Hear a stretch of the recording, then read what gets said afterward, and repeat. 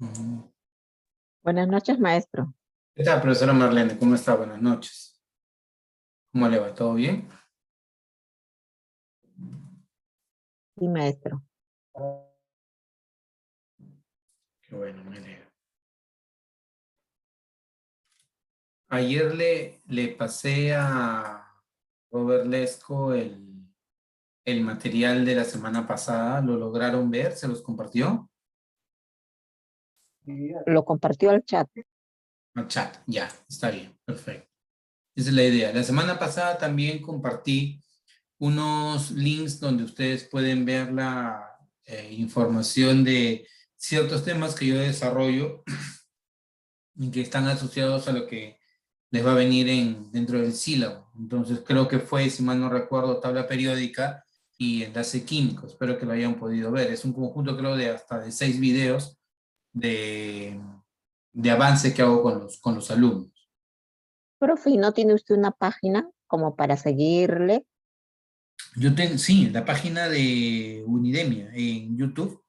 Nosotros tenemos, o sea, no todos los videos son libres porque muchos de los videos, como los comparto con ustedes, son en privado, ¿no? Pero hay algunos otros tantos que son libres. E incluso el material académico yo se los compartí en una página web en donde yo almaceno mucha de mi ¿Y datos. cómo lo busco, profe? Bueno, si entras al buscador, pones QMK, me voy a abrir una página. ¿Me puede repetir, por favor? Sí, mi pantalla la puede ver, ¿verdad?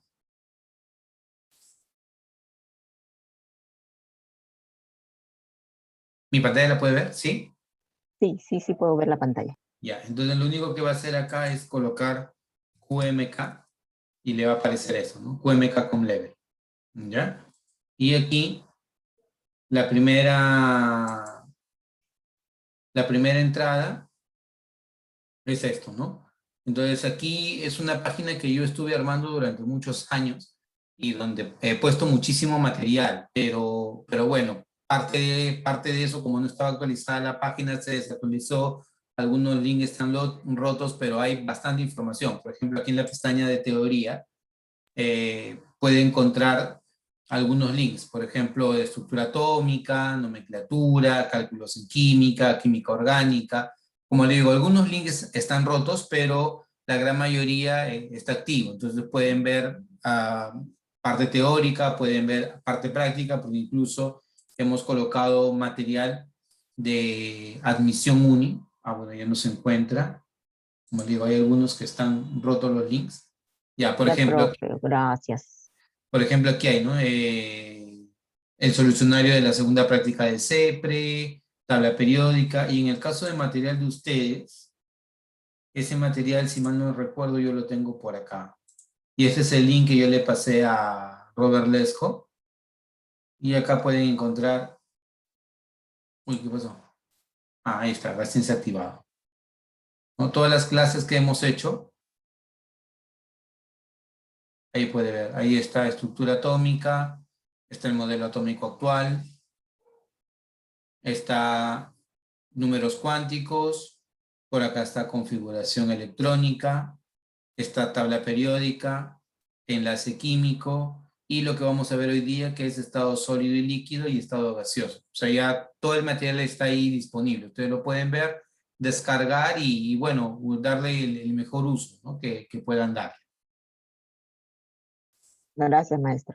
¿Ya? Bueno, entonces igual, ya estamos con la hora y no quiero que se nos pase, espero que más de sus compañeros vayan entrando a la sesión. Igual como siempre, los videos van a quedar grabados para que ustedes puedan repasar las clases. ¿Ya? Hoy día lo que tenemos que trabajar son dos puntos. Uno que va a ser estado de agregación de la materia y otro que es estado gaseoso. Ya es parte del sílabus que me alcanzaron y lo vamos a desarrollar. ¿Ya? La primera parte en estado de agregación de la materia, creo que como en todo, ya en la parte de sólidos y líquidos, es una parte muy compleja, ¿no? Porque si nos ponemos a pensar, el estado que más fácilmente puede ser estudiado es el estado gaseoso. ¿Y por qué? Porque las partículas están libres, las partículas tienen una libertad de movimiento, pueden desplazarse, son pequeñas y todas las restricciones que me da la teoría cinético-molecular. A pesar de que hay un gran desorden en el estado gaseoso, es el estado más fácilmente estudiado porque si nos basamos en las premisas de la teoría cinético-molecular, cada partícula funciona de manera independiente respecto a otras partículas. No hay fuerza de atracción, no hay fuerza de repulsión, entonces lo que se puede hacer es expandir el comportamiento de una partícula a todas las demás partículas en el estado gaseoso. Entonces eso permite generar ecuaciones, ¿no? Que por ejemplo para el caso de los gases ideales ya se encuentran establecidas.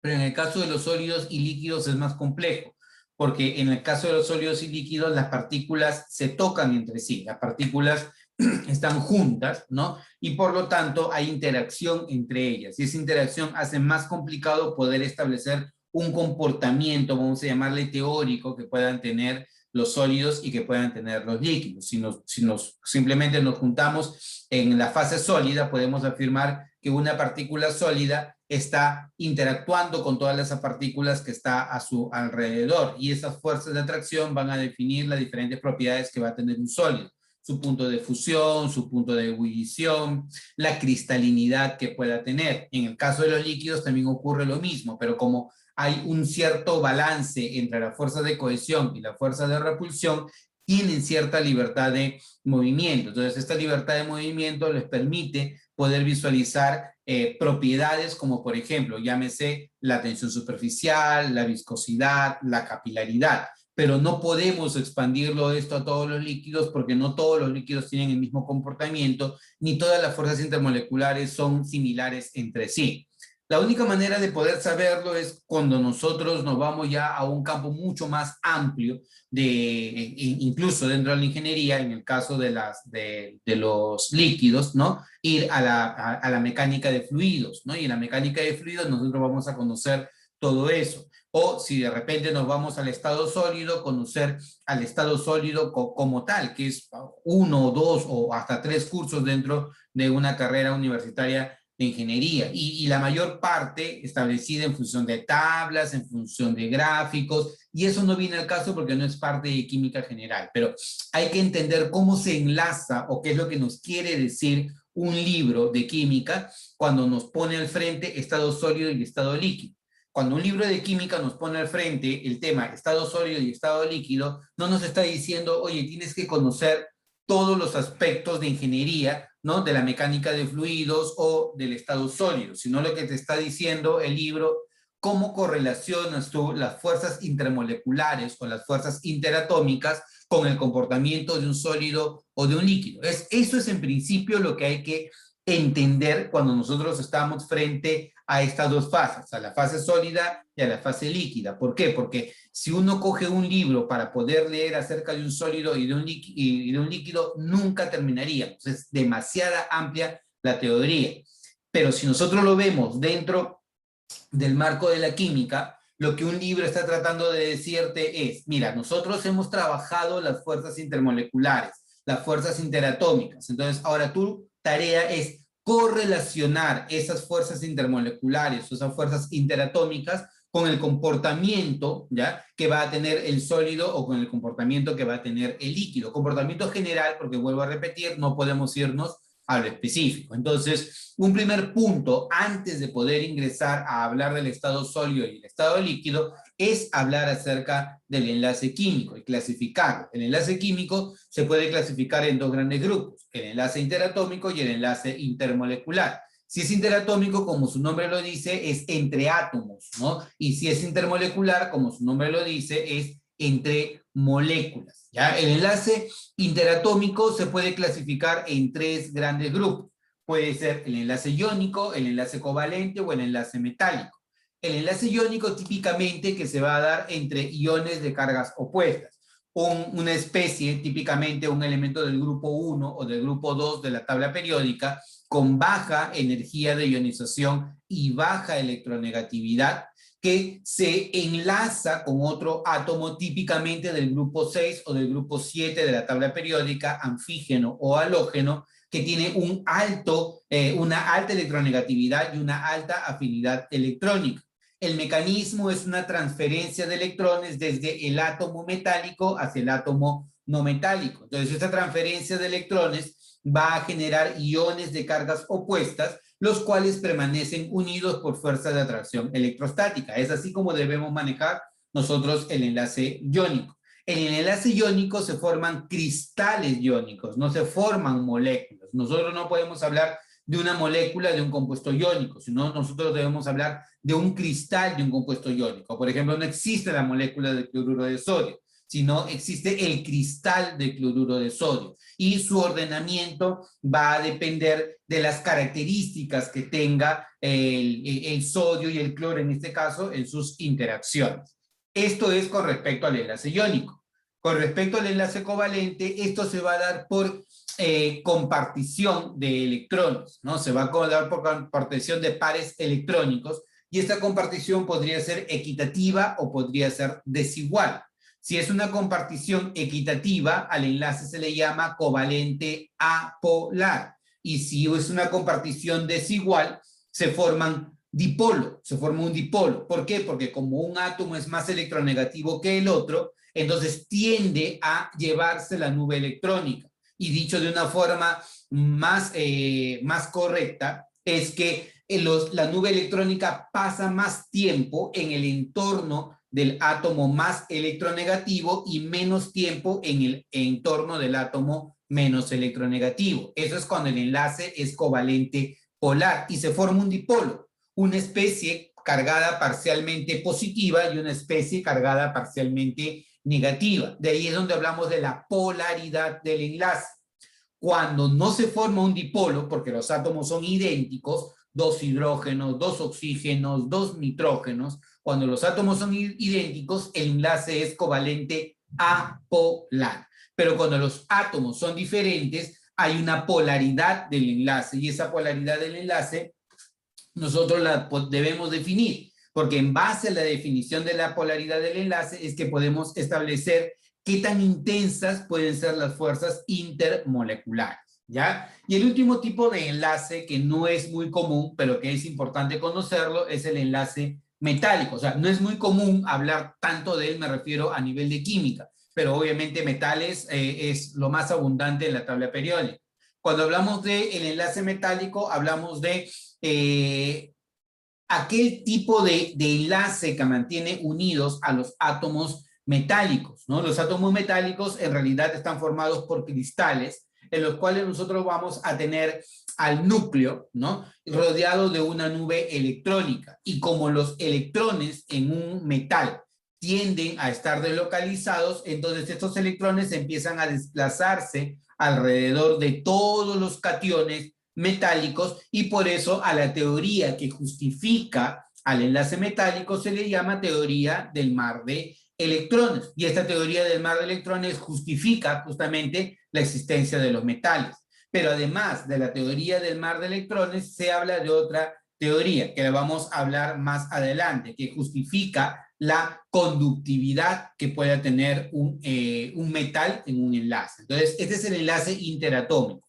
Un punto muy importante que necesito que quede claro es que siempre, siempre, siempre el enlace interatómico es más fuerte que el enlace intermolecular. O sea, siempre el enlace iónico, el enlace covalente o el enlace metálico va a ser más fuerte que cualquier tipo de enlace intermolecular, llámese dipolo-dipolo, puente de hidrógeno o fuerzas de London. Y es aquí a donde debemos entrar con mucha mayor amplitud, en el enlace intermolecular. Este enlace intermolecular se clasifica en 3 grandes tipos. Puede ser el enlace dipolo-dipolo, que como su nombre lo dice, es la interacción entre 2 dipolos. Puede ser el enlace puente de hidrógeno, que se da cuando los dipolos son muy intensos. Y esto ocurre cuando el hidrógeno se encuentra unido a un átomo muy electronegativo, como el flúor, el oxígeno o el nitrógeno. Y las fuerzas de London se va a dar en todo tipo de moléculas, ya sean moléculas polares o moléculas apolares, en cualquiera de los 2 tipos. Y esto va a ser bastante representativo, sobre todo en moléculas que son apolares, porque permite justificar ciertas propiedades que no pueden ser justificadas con el enlace dipolo-dipolo o el puente de hidrógeno. Por ejemplo, la licuación de los gases o, por ejemplo, la sublimación del hielo seco. Solo puede ser explicada a través de las fuerzas de London, ¿ya? Entonces, esto es en amplitud, en grande, ¿no? Lo que es el enlace químico, ¿ya? Si tienen alguna pregunta, alguna consulta, algún comentario, por favor, sientan la libertad de poder expresarlo, abren su micrófono, ¿ya? Bueno, entonces, como le decía, nosotros lo que necesitamos es hablar acerca de las fuerzas intermoleculares. Y esas fuerzas intermoleculares las vamos a clasificar como las fuerzas de London, las fuerzas de dipolo-dipolo o las de puente de hidrógeno. A las fuerzas de London y a las del dipolo-dipolo también se le llama fuerzas de Van der Waals, ¿ya?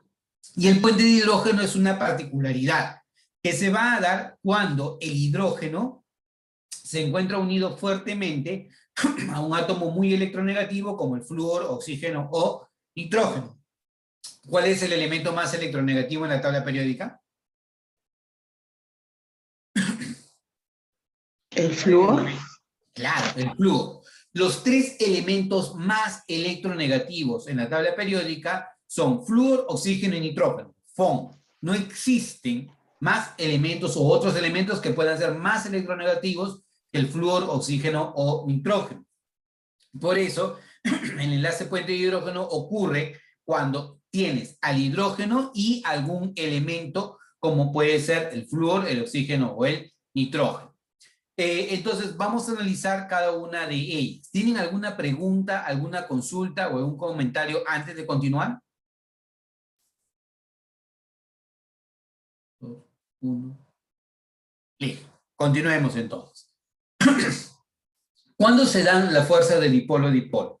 Como les había mencionado, el enlace dipolo-dipolo ocurre en moléculas que son polares. ¿Y cómo me doy cuenta que una molécula es polar? Porque se forma entre dos átomos que son diferentes. Y si son diferentes, tienen diferentes electronegatividades. Y si tienen diferentes electronegatividades, significa que uno de esos átomos lo que va a hacer es llevarse o tratar de atraer a la nube electrónica la mayor parte del tiempo hacia su entorno. Por lo tanto, se van a formar dos zonas. Una zona parcialmente negativa, que es el lado donde pasa más tiempo el electrón, y una zona parcialmente positiva, que es donde aparentemente se está perdiendo al electrón. Esto es cuando yo analizo únicamente a una molécula diatómica, o sea que está formado por dos átomos, porque obviamente uno va a ser más electronegativo que la otra. Pero se debe analizar además la polaridad de una molécula, porque no necesariamente una molécula va a estar formada por dos átomos. Lo que deben analizar ustedes es cuán polar o cuán apolar podría ser una molécula. ¿Y eso cómo se hace? En función de lo que se llama el vector momento dipolar resultante. Por ejemplo, si se dan cuenta, aquí el éter dimetílico tiene un momento dipolar de 1,3, el cloruro de metilo un momento dipolar de 1,9, el acetaldehído tiene un momento dipolar de 2,7 y el acetonitrilo tiene un momento dipolar de 3,9. De todo esto, yo lo que puedo afirmar es que, por ejemplo, el elemento o la molécula que es más polar es el acetonitrilo. Y una de las formas de poder visualizar la alta polaridad es justamente el punto de ebullición. El punto de ebullición del acetonitrilo es el más alto entre todos.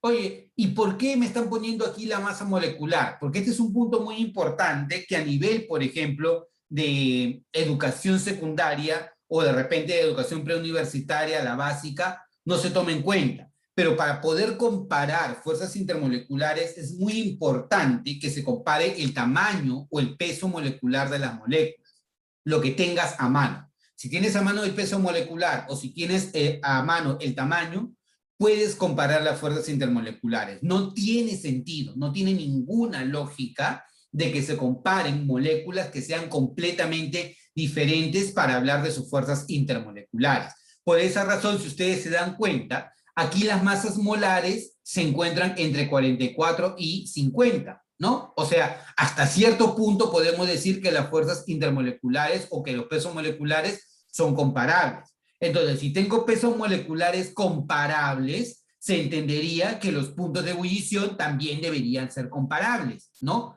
Y si analizamos este propano, que es una molécula típicamente apolar, tiene un punto de ebullición de 2,231 contra el acetron nitrilo que tiene un punto de ebullición de 355. ¿Esto qué me está diciendo? Me está diciendo que para moléculas de tamaño o de masa molecular comparable, aquella que tiene mayor polaridad es aquella que va a exhibir mayor punto de ebullición. ¿Por qué? Porque el punto de ebullición va a implicar que haya una separación de las moléculas para que pasen de la fase líquida a la fase vapor. Y esa separación de las moléculas va a depender de cuánto interaccionan una con respecto a la otra. Por eso, a mayor interacción, a mayor polaridad, también mayor el punto de ebullición. Eso es lo que se tiene que analizar en el caso de el dipolo-dipolo, también llamado fuerzas de Kinston, y que se genera entre dipolos permanentes entre moléculas, solo en moléculas polares. Profesores, preguntas, consultas, comentarios. Acá deben haber muchísimas preguntas. Yo creo que este va a ser la clase en donde vamos a tener la mayor cantidad de preguntas respecto a las otras clases. 4, 3, 2, 1. Nada. Ya. Entonces, esto es con respecto a las fuerzas del dipolo-dipolo. ¿Ya? Vayamos ahora a las fuerzas de London. ¿Ya? Estas fuerzas de London también son conocidas como fuerzas de dispersión, porque va a depender de la polarizabilidad que tenga una molécula. Y polarizabilidad de una molécula se entiende la facilidad para que su nube electrónica se pueda distorsionar. Si yo tengo, por ejemplo, una molécula pequeñita, como por ejemplo, suponiendo el hidrógeno o el helio, ¿ya? Que es un gas noble muy pequeñito, tal vez el más pequeño, o no, el más pequeño de todos los gases nobles, su nube electrónica se encuentra bastante cercana al núcleo. Por lo tanto, yo debería entender que los electrones del helio se encuentran muy cerca del entorno del núcleo. Entonces, hasta ahí yo tengo una primera visión. Pero ¿qué tal si yo voy bajando en la tabla periódica y me encuentro con un gas noble más grande? No por ejemplo, el helio, sino de repente neón, argón, criptón, xenón. Pongámonos en el caso del xenón, por ejemplo, ¿ya? En el caso del xenón, tiene una nube electrónica bastante grande. Y esa nube electrónica bastante grande me va a indicar que ya no está tan cerca del núcleo. ¿Cuál de ellos es más fácil de distorsionar? ¿La nube electrónica del helio o la nube electrónica del xenón? ¿Cuál será más fácil de distorsionar? ¿La nube electrónica del helio o la nube electrónica del xenón?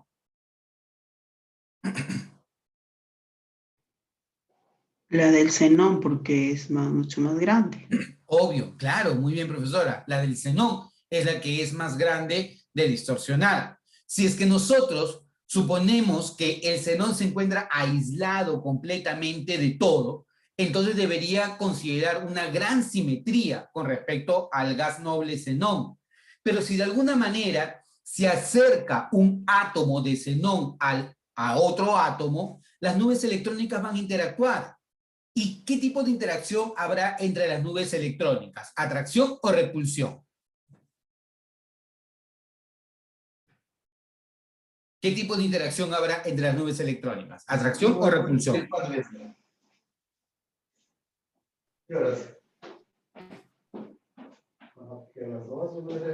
Entre las nubes electrónicas. Ajá. De diferentes átomos. De diferentes átomos, claro.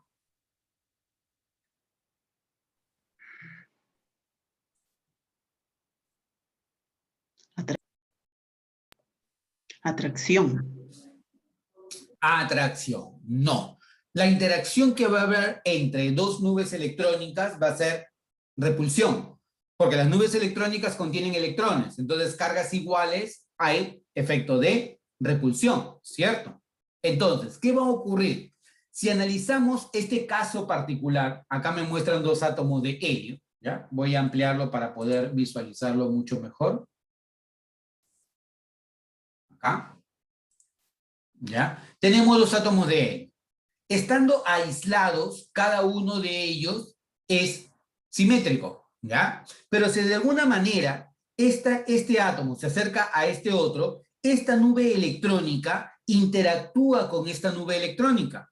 Y esa interacción que provoca que las nubes electrónicas se alejen, pero también, hasta cierto punto, si esta nube electrónica se aleja, el núcleo atrae a la nube electrónica del otro átomo. Entonces, hay una distorsión de la nube electrónica. Acá se van a generar en un instante de tiempo dipolos. Un dipolo que viene a ser esta porción que tiene una zona parcialmente positiva y una zona parcialmente negativa. Una pregunta, ¿qué ocurriría si es que este átomo de helio se va? Desaparece de este entorno. ¿Qué ocurriría? En sus palabras, por favor.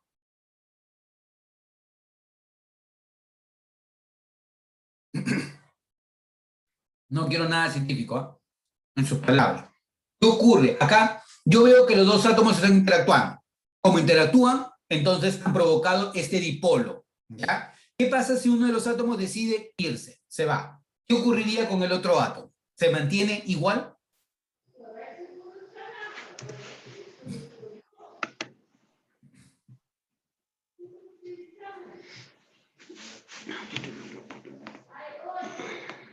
¿Qué pasaría con el otro átomo? ¿Se mantiene igual? No. Retorna a su condición original. O sea, si este átomo aislado es simétrico, si el de acá decide irse, el de acá retorna a su estado simétrico. ¿Por qué razón? Porque ya no hay ningún tipo de fuerza de interacción entre ellos.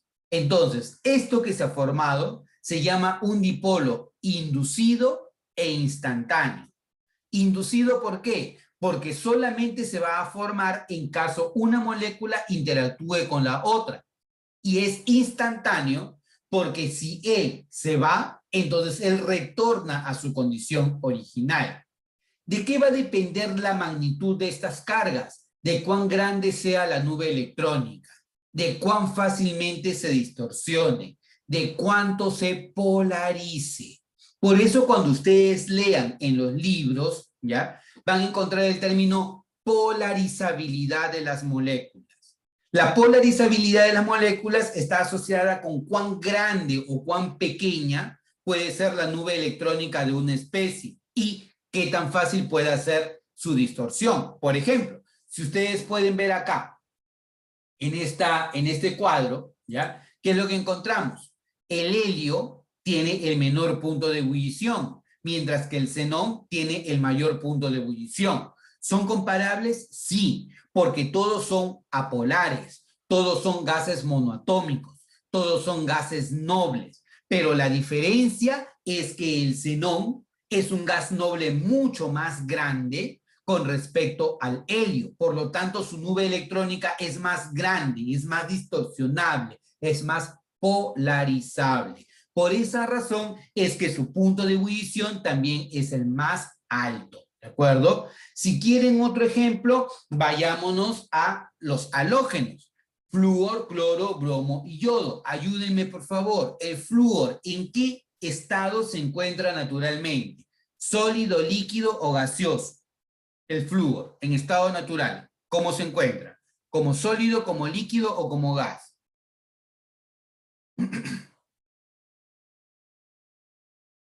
Flúor. El flúor en estado natural se encuentra en estado gaseoso. O sea, si yo lograra tener flúor como elemento químico, sería un gas. El cloro, ¿cuál es su estado físico natural? ¿Sólido, líquido o gaseoso? ¿Cloro? Líquido. El cloro es gaseoso también, caliente, caliente. Vamos bien. El bromo, su estado natural, sólido, líquido, gaseoso.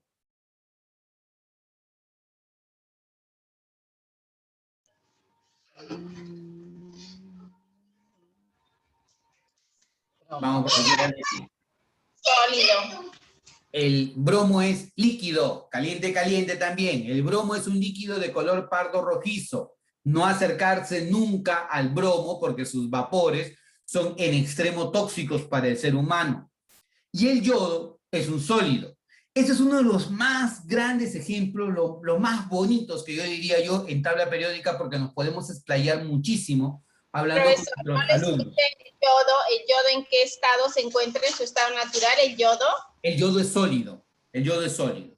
El yodo es sólido y sus vapores son vapores de color violeta. Y esto, como le decía, en los halógenos tienen para explayarse muchísimo cuando hablen con sus alumnos porque te muestra muchas cosas.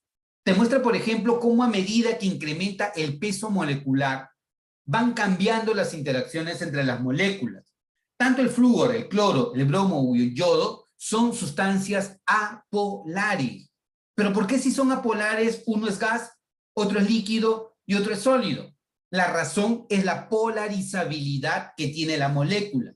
Como el flúor está más arriba en la tabla periódica, es el más pequeño de todos. Por lo tanto, su molécula es menos polarizable. La nube electrónica se encuentra más cerca del núcleo atómico. En cambio, en el caso del yodo, la nube electrónica es mucho más grande, por lo tanto es mucho más polarizable. Y si es más polarizable, se forman dipolos más intensos. Y si hay dipolos más intensos, por lo tanto, hay más atracción. Por eso el yodo es sólido, por eso el bromo es líquido y por eso el flúor y el cloro son gases. Y una prueba de que son, a pesar de que es un sólido, las fuerzas intermoleculares son débiles, es que el yodo puede sublimarse. Yo no voy a observar sublimación en el diamante, que es un sólido, o en el cloruro de sodio, que es un sólido, o de repente en una piedra, que es un sólido. No, yo voy a observar, por ejemplo, sublimación en el yodo, que es un sólido, pero que sus fuerzas intermoleculares son fuerzas de dispersión, fuerzas relativamente débiles. Por lo tanto, va a tener la facilidad de pasar de la fase sólida a la fase gaseosa. Entonces, vuelvo a repetir, para quienes no estuvieron desde el inicio de la clase, el objetivo de hoy es hablar acerca de los estados de agregación de la materia, sólido y líquido, pero no desde el punto de vista de meternos a profundidad en el sólido y en el líquido, sino correlacionar las fuerzas intermoleculares con el comportamiento de un sólido o con el comportamiento de un líquido. ¿De acuerdo? Entonces ya hemos analizado dos fuerzas intermoleculares. Una de ellas que es el dipolo-dipolo y otra de ellas que es las fuerzas de dispersión o fuerzas de London.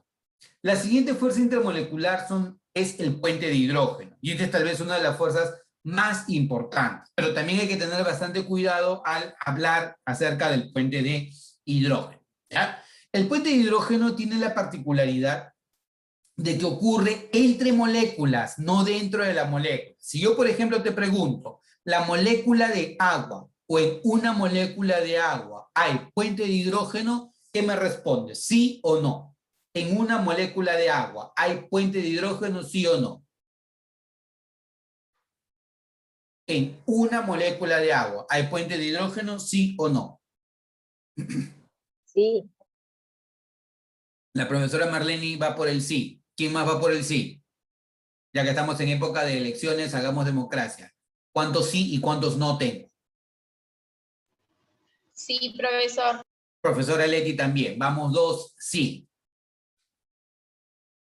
¿Quién da más?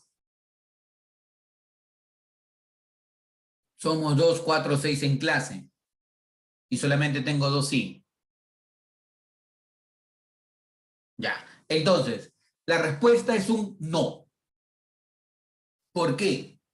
Porque en una molécula de agua, no hay puente de hidrógeno, porque las fuerzas son intermoleculares, o sea, operan entre moléculas. Yo necesito tener como mínimo 2 moléculas para poder hablar de esta interacción. Si yo tengo una sola molécula, no hay interacción de puente de hidrógeno. La interacción de puente de hidrógeno se da entre una molécula de agua y otra molécula de agua, entre el hidrógeno de una molécula de agua y el oxígeno de otra molécula de agua. Por eso se llama puente, porque es como que si se tendiera una unión entre dos moléculas diferentes, ¿ya? Entonces, el hecho de que el puente de hidrógeno se forme en moléculas que tienen en su composición hidrógeno unido al flúor, oxígeno o nitrógeno, no significa que el puente de hidrógeno va a operar dentro de la misma molécula. Esto va a operar entre moléculas. Por ejemplo, fíjense, acá opera el puente de hidrógeno entre el hidrógeno de una molécula de agua y el oxígeno de otra molécula de agua. Aquí opera entre el hidrógeno de una molécula de amoníaco y el nitrógeno de otra molécula de amoníaco. Igual acá, entre el hidrógeno de una molécula de agua contra el nitrógeno de una molécula de amoníaco. ¿Y esto se da por qué? Porque los tres elementos más electronegativos eran el flúor, el oxígeno y el nitrógeno. Por lo tanto, son los tres elementos que más fácilmente podrán provocar este tipo de atracción. Pregunta, ¿el alcohol etílico se puede disolver en agua, sí o no?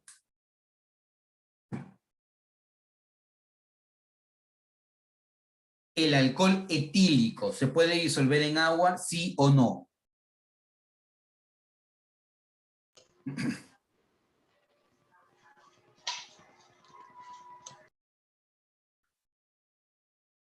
Sí. Sí, el alcohol etílico se puede disolver en agua. ¿El alcohol metílico se puede disolver en agua? Sí. Todos los alcoholes se pueden disolver en agua, ¿verdadero o falso?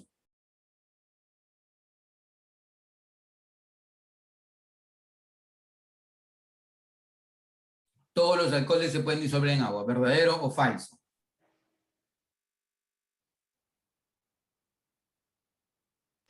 ¿Verdadero? Verdadero. Verdadero. Falso. Y es ahí donde les pido que tengan bastante cuidado, porque no podemos generalizar. Una cosa que les dije yo al inicio es que para poder comparar fuerzas intermoleculares, lo que debemos comparar es que las moléculas sean similares. ¿Por qué el alcohol metílico y por qué el alcohol etílico se pueden disolver en agua? Porque son los alcoholes más básicos, los más pequeños de la familia de todos los alcoholes. Pero a medida que va incrementándose el tamaño de la cadena carbonada, el puente de hidrógeno va quedando de lado. Lo mismo pasa con los ácidos carboxílicos. Un ácido carboxílico, como el ácido fórmico o como el ácido acético, se puede disolver en agua. Hay una gran polaridad en la molécula, pero son los ácidos más pequeños. A medida que aumenta el tamaño de la cadena, más bien ya se empieza a desaparecer el efecto del puente de hidrógeno y empieza a aparecer el efecto de la cadena carbonada o la fuerza de dispersión. Entonces, en esta parte hay que tener bastante cuidado con las fuerzas intermoleculares. ¿Por qué? Porque si vas a compararlas, tienes que compararlas con cuando tienes compuestos que tienen masa comparable, cuando tienen pesos moleculares similares o masa molecular comparable. Aquí, por ejemplo, nosotros tenemos el caso de los compuestos del grupo 4A, ¿no? Y los compuestos del grupo 6A. Si podemos ver metano, silano, germano y este compuesto del estaño, todos son compuestos apolares. Todos son apolares sin excepción. ¿Ya? ¿Y qué es lo que observamos? Observamos que a medida que se incrementa el peso molecular, también se incrementa la temperatura de ebullición. Lógico, ¿no? O sea, soy más pesado, tengo mayor punto de ebullición. Soy más ligero, tengo menor punto de ebullición, a tal punto que el metano es un gas, ¿cierto? El metano es un gas. Ahora, yo debería esperar lo mismo, ¿no? El más pesado, mayor punto de ebullición. Por lo tanto, el hidruro de teluro, ¿no? Debería ser el de mayor punto de ebullición, ¿cierto? Mira, fíjate. El de acá, el selenuro de hidrógeno, también debe ser el que sigue, porque es un poco más ligero. Luego el sulfuro de hidrógeno. Y si seguimos la misma secuencia, el agua debería estar por acá. O sea, significa que si nosotros seguimos esta secuencia, el agua en realidad debería hervir a una temperatura cercana a menos 100 grados Celsius. Pero el agua, ¿a qué temperatura hierve? ¿Cuál es el punto de ebullición normal del agua? 100 grados Celsius. 100 grados Celsius. Ese es el punto de ebullición normal del agua, ¿cierto? 100 grados Usted habló Celsius. de metanos, bueno, que eran apolares. ¿Cuándo nosotros decimos que estas sustancias son apolares? O sea, ¿cuándo son apolares?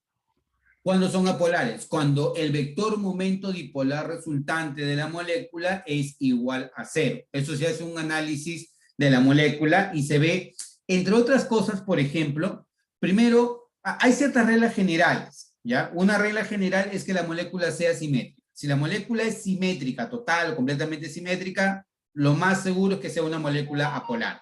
Y que no tenga pares libres en el átomo central. Por ejemplo, si nosotros hablamos del agua, ¿ya? El agua, el oxígeno, el átomo central tiene pares libres. ¿Cómo lo clasifico? ¿Como polar o como apolar?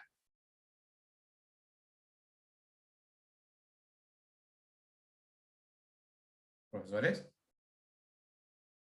El oxígeno del agua tiene pares libres. ¿Cómo lo clasifico? ¿Como polar o apolar?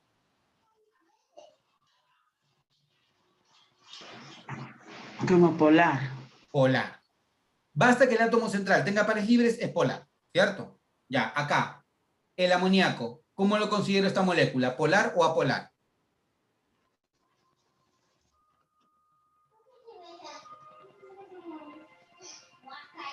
Usted dice que basta que tengan átomos, bueno, libres, ya se considera polar, ¿sí? Así le escuché. Basta que tenga par libre en el átomo central.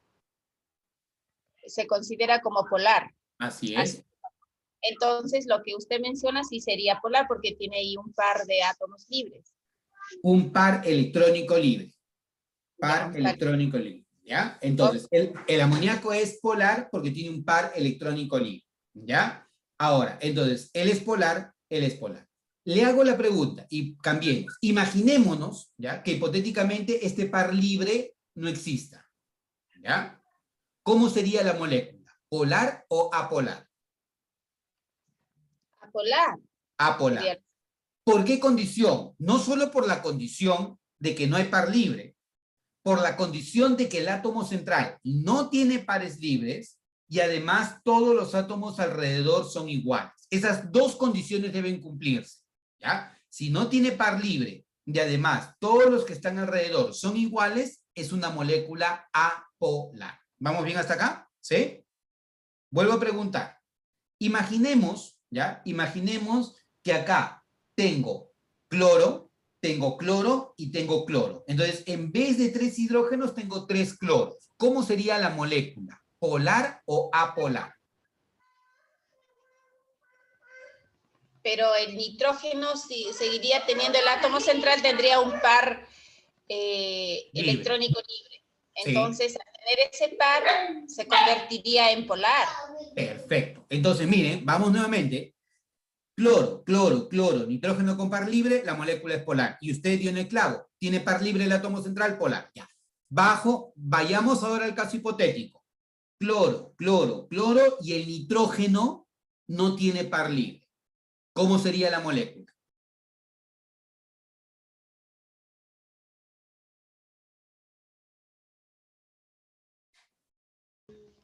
Apolar. Apolar, excelente. Cloro, cloro, cloro y nitrógeno sin par libre, apolar, ¿ya? Nos está quedando poquito tiempo, si se corta, retornamos, ¿ya? Vuelvo a repetir, miren. Cloro, cloro, hidrógeno y no hay par libre. Cloro, cloro, hidrógeno y no hay par libre. ¿Cómo sería la molécula? ¿Polar o apolar?